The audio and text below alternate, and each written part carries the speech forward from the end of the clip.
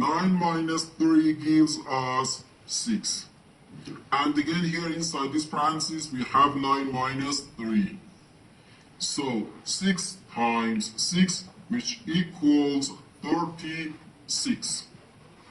But this answer is not correct, because according to the order of operations, first we have to do parentheses, then exponents, then multiplication or division, and finally addition or subtraction. Remember that multiplication and division have equal priority and we have to go from left to right.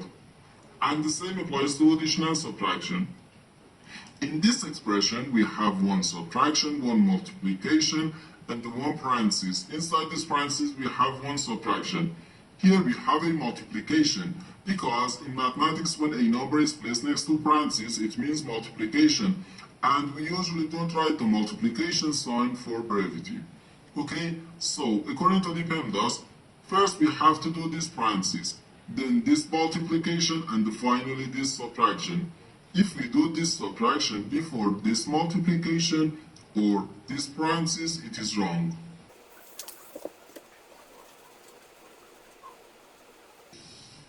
So first we have to do this parenthesis. Inside this parenthesis we have 9 minus 3, which equals 6.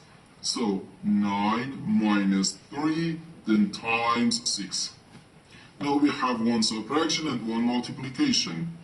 According to the PEMDAS, multiplication has higher priority than subtraction, because multiplication comes before subtraction.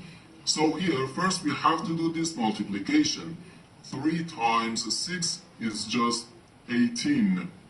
So 9 minus 18, which equals negative 9. And this is our final answer to this problem. The correct answer is negative 9.